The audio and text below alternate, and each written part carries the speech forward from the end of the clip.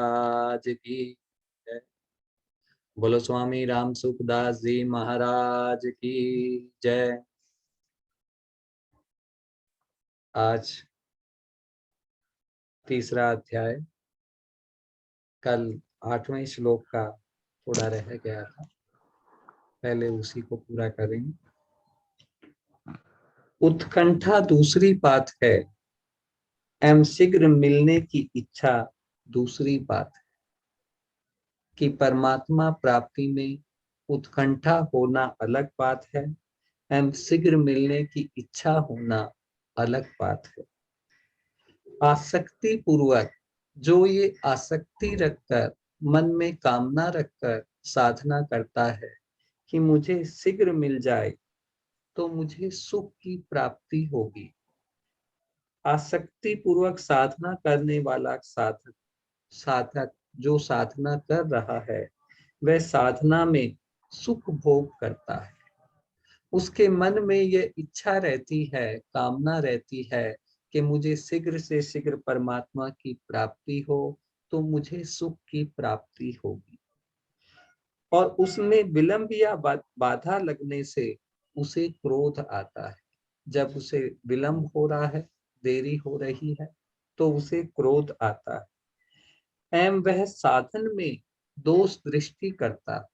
और जब क्रोध आता है तो वो अपना विकार लेके आता है। उसे ये लगने लग जाता है कि मैं जो साधना कर रहा हूँ कहीं वह गलत तो नहीं है, कहीं वह ठीक से हो तो नहीं रही। परंतु जो साधक आदर और प्रेम पूर्वक साधन करने वाला साधक साधन में जो आदर पूर्वक साधना कर रहा है, वह जब साधना में विलंब या बाधा लगती है तो वह आर्त भाव से रोने लगता है। और उसकी उत्कंठा जो है परमात्मा प्राप्ति की, वह और बढ़ जाती है। यही शीघ्रता और उत्कंठा में अंतर है। शीघ्रता में सुख भोग की कामना रहती है कि जैसे ही मुझे शीघ्र परमात्मा की प्राप्ति होगी मुझे सुख मिलेगा। और उत्कंठा में साधना करते हुए साधन के प्रति आदर भाव रखते हुए परमात्मा को पाने की उत्कंठा रहती है। शीघ्रता में साधक का सुख सुविधा का भाव रहता है कि तत्व प्राप्ति, परमात्मा की प्राप्ति शीघ्र हो जाए तो पीछे आराम करेंगे, सुख का भोग करेंगे। इस प्रकार फल की दृष्टि रहने से साधन का आदर कम हो जाता है। कि दृष्टि इसकी ओर रहती है कि जब परमात्मा की प्राप्ति हो जाएगी तो सुख मिलेगा। तो जो साधना है उसका प्रेम, उसका आदर कम हो जाता है। परंतु उत्कंठा में साधक अपने साधन में ही आराम मानता है। साधन के सिवाय करना ही क्या है।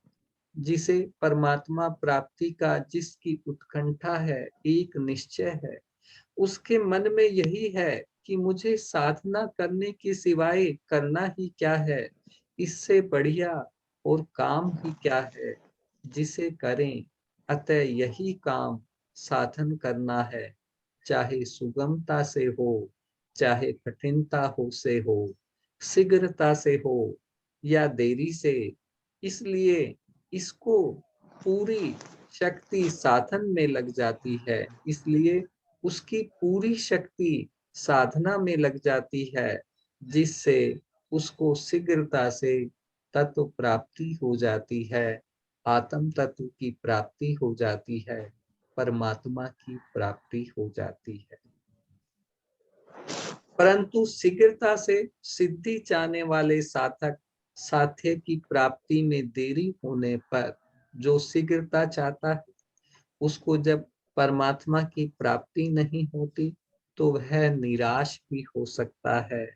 अतः साधक को साध्य से भी अधिक आदर्श साधन को देना चाहिए। अतः जो साधक जो है, जो साधना कर रहा है, उसे जो अपना उद्देश्य है, साध्य जो है, परमात्मा प्राप्ति है, उससे अधिक सम्मान अपनी साधना को देना चाहिए। पीछे के श्लोक में भगवान ने कर्म किए बिना शरीर में निर्वाह भी नहीं होने की बात कही। इससे सिद्ध होता है कि कर्म करना परम आवश्यक है, बहुत आवश्यक है।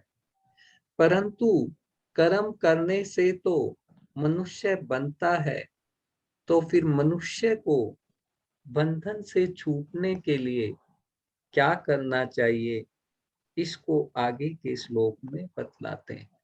3 अध्याय 9वां श्लोक। यज्ञ कर्तव्य पालन के लिए किए जाने वाले कर्मों से अन्यत्र अपने लिए किए जाने वाले कर्मों में लगा हुआ यह मनुष्य समुदाय कर्मों से बनता है। इसलिए हे कुंती नंदन, तू आसक्ति रहित होकर इस यज्ञ के लिए ही कर्तव्य कर्म कर। गीता के अनुसार कर्तव्य मात्र का नाम यज्ञ है, कि यदि हम अपने कर्तव्य कर्मों को पूरा कर रहे हैं तो यज्ञ कर रहे हैं। यज्ञ शब्द के अंतर्गत यज्ञ, दान, तप, होम, तीर्थ, श्रवण, व्रत, वेद्या, वेद अध्ययन आदि समस्त शारीरिक, व्यवहारिक और परमार्थिक क्रियाएं आ जाती हैं। कर्तव्य मानकर किए जाने वाले व्यापार, नौकरी, अध्ययन, अध्यापन आदि सब शास्त्र विहित कर्मों का नाम भी यज्ञ है।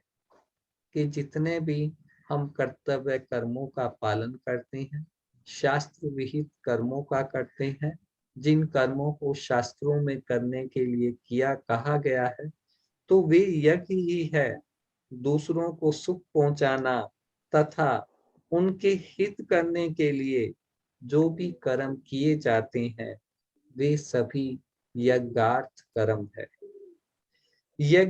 यज्ञार्थ कर्म करने से आसक्ति बहुत जल्दी मिट जाती है तथा कर्म योगी के संपूर्ण कर्म नष्ट हो जाते हैं।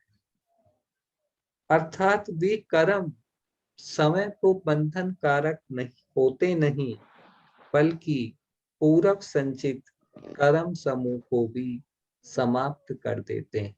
कि जो दूसरों के हित के लिए हम कर्म करते हैं, उन कर्मों से जन्म मृत्यु का बंधन नहीं होता और वे पूर्व संचित कर्मों को भी समाप्त कर देते हैं। वास्तव में मनुष्य की स्थिति उसके उद्देश्य के अनुसार होती है, क्रिया के अनुसार नहीं। कि जिसका जो उद्देश्य है उसी के अनुसार उसकी स्थिति होती है। जैसे व्यापारी का मुख्य उद्देश्य धन कमाना रहता है, अतः उसकी स्थिति धन में ही रहती है। वह हर समय धन के ही चिंतन में रहता है। दुकान बंद करते ही उसकी वृत्ति धन की ओर चली जाती है कि मेरा धन कैसे बढ़े। ऐसे ही यज्ञार्थ कर्म करते समय, यज्ञ के लिए कर्म करते समय कर्म योगी की स्थिति अपने उद्देश्य परमात्मा में ही रहती है और कर्म समाप्त होते ही उसकी दृष्टि परमात्मा की ओर चली जाती है। कि जो दूसरों के हित के लिए कर्म कर रहा है और जिसका उद्देश्य परमात्मा प्राप्ति का है, तो उसका जब कर्म समाप्त हो गया तो उसको अपने लिए तो कोई चिंतन करना है ही नहीं। तो उसका उद्देश्य जो है, वहां ही उसकी जो स्वाभाविक वृत्ति है वो वहीं चली जाएगी। सभी वर्णों की, जो हमारे 4 वर्ण हैं, सभी वर्णों के अलग अलग कर्म हैं।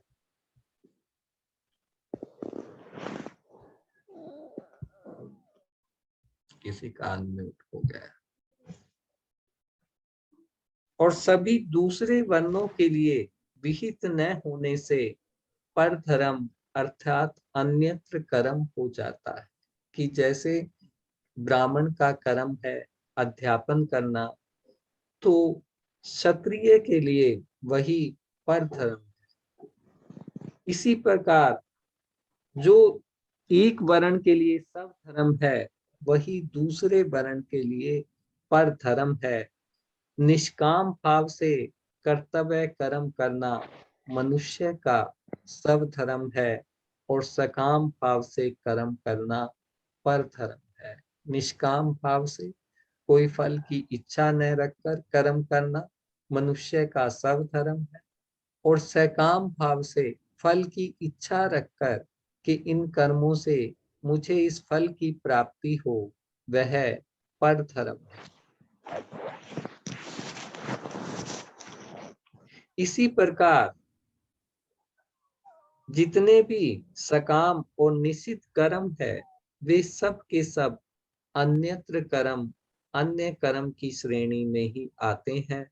अपने सुख मान बड़ाई आराम आदि के लिए भी जितने कर्म किए जाएं, वे सब भी अन्यत्र कर्म है। अतः छोटे से छोटा और बड़े से बड़ा जो भी कर्म चाहिए किया जाए, उसमें साधक को सावधान रहना चाहिए कि कहीं किसी स्वार्थ की भावना से तो कर्म नहीं हो रहा है। साधक उसी को कहते हैं जो निरंतर सावधान रहता है। इसलिए साधक को अपनी साधना के प्रति जागरूक रहना चाहिए, अपने उद्देश्य के प्रति जागरूक रहना चाहिए। उसके सारे कर्म परमात्मा प्राप्ति के लिए होने चाहिए। आसक्ति और स्वार्थ भाव से कर्म करना ही बंधन का कारण।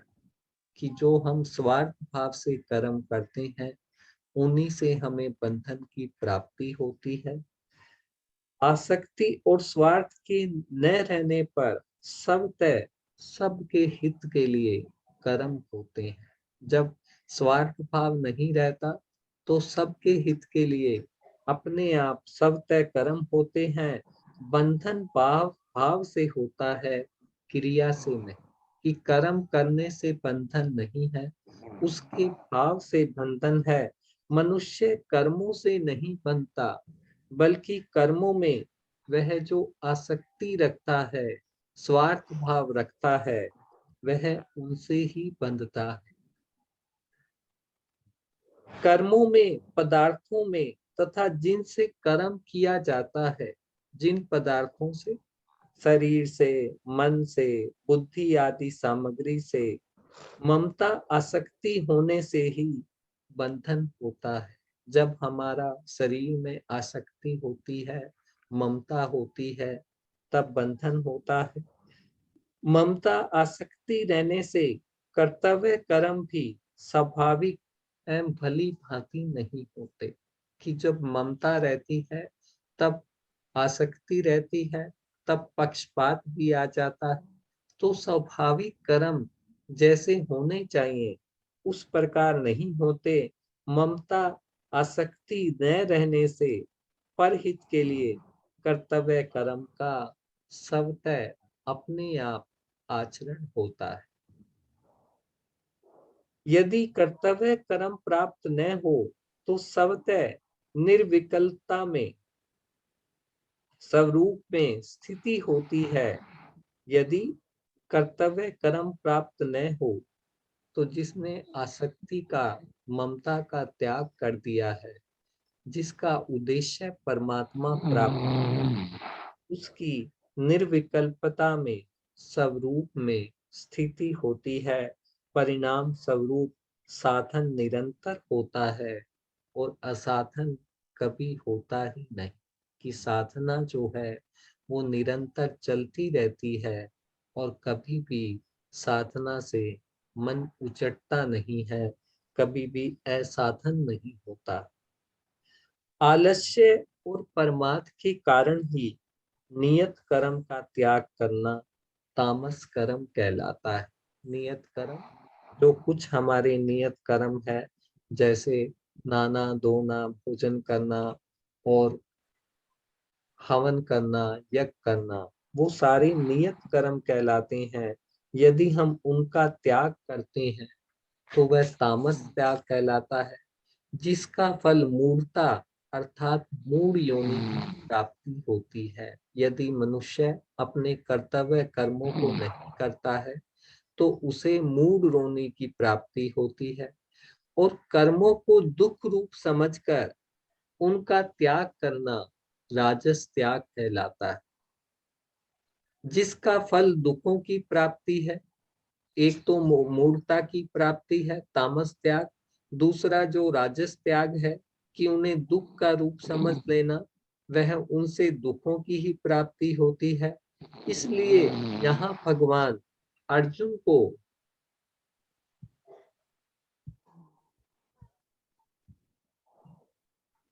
अनम्यूट किसी का बार बार हो जा रहा है।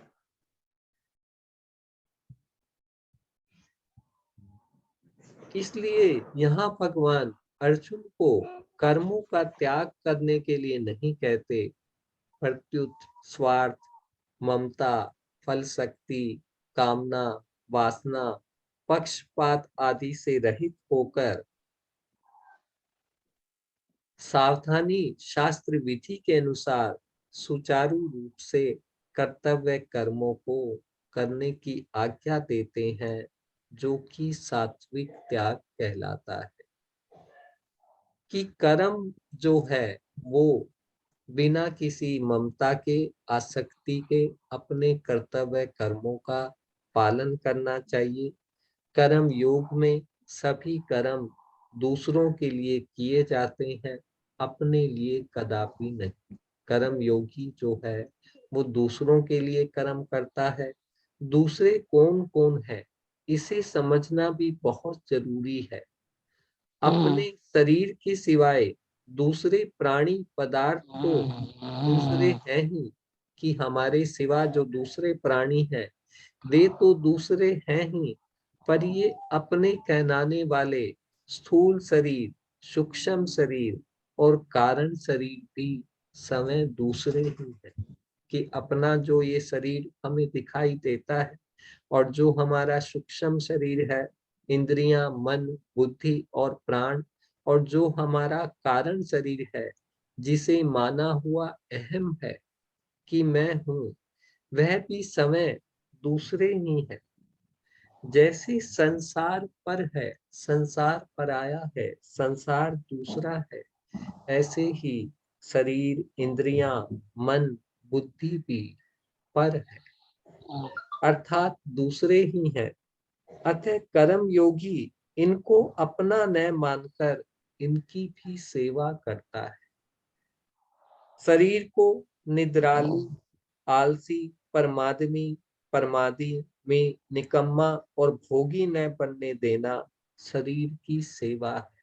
कि शरीर को आलसी न बनने देना, निकम्मा न बनने देना और भोगी न बनने देना, ये शरीर की सेवा।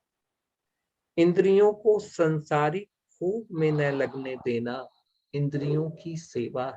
कि इंद्रियों को, हमारे मन को, बुद्धि को संसारिक भोग में न लगने देना इंद्रियों की सेवा।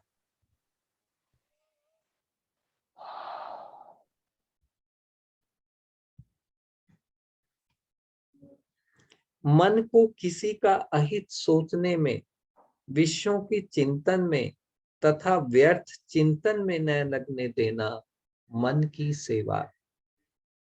बुद्धि को दूसरों के कर्तव्य पर विचार न करने देना, कि दूसरा क्या करता है क्या नहीं, यह न सोचने देना बुद्धि की सेवा है। वास्तव में शरीर, इंद्रियां, मन और बुद्धि में ममता, आसक्ति न रखना ही इनकी सबसे बड़ी सेवा है। स्वामी जी ने बड़े सुंदर तरीके से समझाया है कि हम कैसे बुद्धि, मन में, बुद्धि में, शरीर में ममता, आसक्ति का त्याग कर सकते हैं। यही इस श्लोक में समझाया है। कि कारण कि समय जीवात्मा चेतन परमात्मा का अंश है। हम सभी, हमारे शरीर में आत्मा जो है वो परमात्मा का अंश है, और ये शरीर आदि जड़ पदार्थ प्रकृति के अंश है। जो हमारा चेतन स्वरूप है वो परमात्मा का अंश है, और ये जो शरीर है ये पंच भौतिक तत्वों से बना हुआ जड़ है, यह प्रकृति का अंश है। ये शरीर आदि पदार्थ जड़ प्रकृति के अंश हैं, और समस्त क्रियाएं जड़ में और जड़ के लिए ही होती है। जितनी भी क्रियाएं होती हैं वो जड़ में होती हैं और जड़ के लिए ही होती हैं। चेतन में और चेतन के लिए कभी कोई क्रिया नहीं होती, अतः करना अपने लिए है ही नहीं, कभी हुआ ही नहीं और हो सकता ही नहीं, कि स्वरूप के लिए कोई क्रिया होती ही नहीं। जब हम ये बात को समझ लेंगे तो जो भी कर्म हम कर रहे हैं वो करना अपने लिए है ही नहीं, हुआ ही नहीं, हो सकता ही नहीं। हाँ, संसार से मिले हुए इन शरीर आदि जड़ पदार्थों को चेतन जितने अंश में मैं, मेरा और मेरे लिए मान लेता है, उतने अंश में ही उसका स्वभाव अपने लिए करने का हो जाता है। कि हम जितना, कि ये शरीर मेरा है, ये मन मेरा है, ये बुद्धि मेरी है, इसमें जितना हम मेरा और मेरे लिए मान लेते हैं, उतने ही अंश में अपने लिए करने का हो जाता है। अतः दूसरों के लिए कर्म करने से ममता, आसक्ति सुगमता से मिट जाती है। मनुष्य कर्म बंधन से तभी मुक्त हो सकता है जब वह संसार से मिले हुए शरीर, वस्तु, योग्यता और सामर्थ्य संसार की सेवा में लगा दे और बदले में कुछ न चाहे। कारण कि संसार हमें वह वस्तु दे ही नहीं सकता जो हम वास्तव में चाहते हैं। कि संसार के जितने भी पदार्थ हैं, हम उनसे जो सुख चाहते हैं वह सुख संसार दे ही नहीं सकता। हम सुख चाहते हैं, अमरता चाहते हैं, निश्चलता चाहते हैं, निर्भयता चाहते हैं, स्वाधीनता चाहते हैं, परंतु यह सब हमें संसार में नहीं मिलेगा, संसार के संबंध विच्छेद से मिलेगा। संसार से संबंध विच्छेद के लिए आवश्यक है कि हमें जो संसार से मिला है वह उसको केवल संसार की ही सेवा में समर्पित कर दें। इस श्लोक में बड़े सुंदर तरीके से यही समझाया है कि हमें कर्मों को आसक्ति रहित होकर, कामना रहित होकर, ममता रहित होकर कर्म करने के लिए कहा गया है। तो कर्मों से हमें बंधन प्राप्त नहीं होगा। कि जितने भी पदार्थों में हम ममता किए हुए हैं वे सारे पदार्थ हमें संसार से ही मिले हैं। हम कोई भी पदार्थ अपने साथ लेकर नहीं आए हैं। तो संसार के पदार्थों को जब संसार की सेवा में लगा देंगे तब हमें उन कर्मों से बंधन प्राप्त नहीं होगा और हमें मुक्ति मिलेगी, अमरता मिलेगी, स्वाभाविक संतोष जो है वो मिलेगा।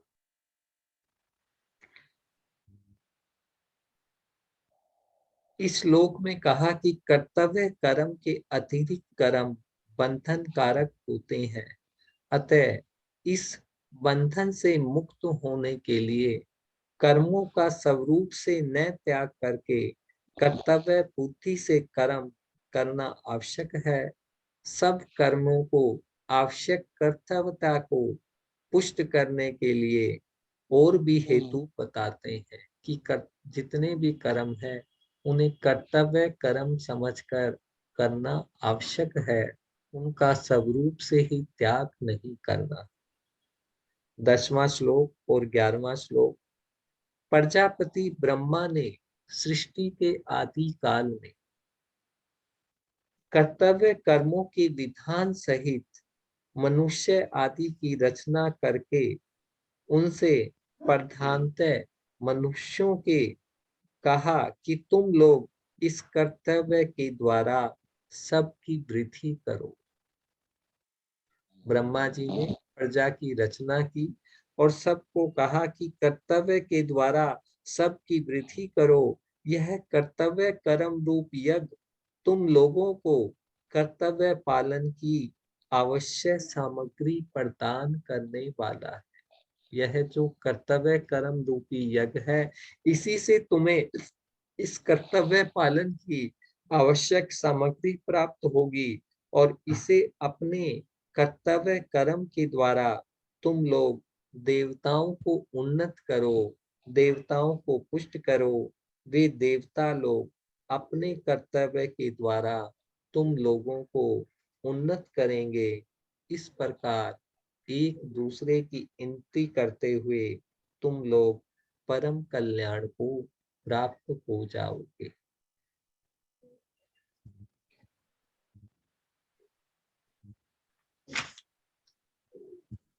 सृष्टि अर्थात सर्ग के आरंभ में जब ये सर्ग आरंभ हुआ, तब ब्रह्मा जी ने कर्तव्य कर्मों की योग्यता और विवेक सहित मनुष्यों की रचना की। अनुकूल और प्रतिकूल परिस्थिति का सदुपयोग कल्याण करने वाला है। इसलिए ब्रह्मा जी ने अनुकूल प्रतिकूल परिस्थिति का सदुपयोग करने का विवेक साथ देकर ही मनुष्य की रचना की। सभी प्राणियों में मनुष्य को ही एक विवेक प्रदान किया है। सत असत का विचार करने में असमर्थ पशु पक्षी वृक्ष आदि के द्वारा स्वाभाविक कर्तव्य पालन होता है कि जो जितने भी पशु पक्षी हैं, पेड़ पौधे हैं, उनमें कोई सत असत विचार, सत और असत का विचार नहीं कर सकते, क्योंकि उनको भगवान ने कोई विवेक प्रदान नहीं किया है। तो भी उनके द्वारा स्वाभाविक रूप से कर्तव्य पालन होता है। किंतु मनुष्य को तो भगवत कृपा से, भगवान की कृपा से विशेष विवेक शक्ति मिली हुई है। अतः यदि वह अपनी विवेक को महत्व देकर अकर्तव्य न करे, कि मनुष्य को तो भगवान ने विवेक प्रदान किया है, यदि वह अकर्तव्य न करे, जो उसका कर्तव्य नहीं है उसे नहीं करे, तो उसके द्वारा भी स्वाभाविक लोक हित के कार्य हो सकते हैं। परमात्मा प्राप्ति के जितने साधन बताए गए हैं, वे सभी यज्ञ के नाम से कहे गए हैं। जैसे द्रव्य यज्ञ, तप यज्ञ, योग यज्ञ, प्राणायाम आदि। प्राय हम जो यज्ञ शब्द का अर्थ हवन से संबंध रखने वाली क्रिया के लिए ही प्रसिद्ध है। हम लोग यज्ञ का मतलब हवन ही मानते हैं, परंतु गीता में यज्ञ शब्द शास्त्र विधि से की जाने वाली संपूर्ण विहित क्रियाओं का वाचक भी है, कि जितनी क्रियाएं शास्त्र विधि के अनुसार की जाती हैं, उनको भी गीता में यज्ञ कहा जाता है। अपने वर्ण आश्रम धर्म जाति स्वभाव के अनुसार कर्तव्य कर्म यज्ञ के अंतर्गत ही आते हैं, कि जो हमारे कर्तव्य कर्म है वह भी यज्ञ ही है, और दूसरों के हित की भावना से किए जाने वाले सब कर्म भी यज्ञ है। ऐसे यज्ञ कर्तव्य का दायित्व मनुष्य पर ही है, कि इन सब यज्ञों का दायित्व खाली मनुष्य पर ही है, क्योंकि मनुष्य को ही भगवान ने विवेक प्रदान किया। ब्रह्मा जी कहते हैं, मनुष्य से कहते हैं कि तुम अपने अपने कर्तव्य पालन के द्वारा सबकी वृद्धि करो, उन्नति करो। ऐसा करने से तुम लोगों को कर्तव्य कर्म करने में उपयोगी सामग्री प्राप्त होती रहेगी, उसकी कभी कमी नहीं होगी। जब तुम अपने कर्तव्य कर्मों का पालन करोगे तो उसकी सामग्री तो मैं प्रदान करूंगा ही, पर तुम्हें निस्वार्थ भाव से, निष्काम भाव से अपने कर्तव्य कर्मों का पालन करना होगा।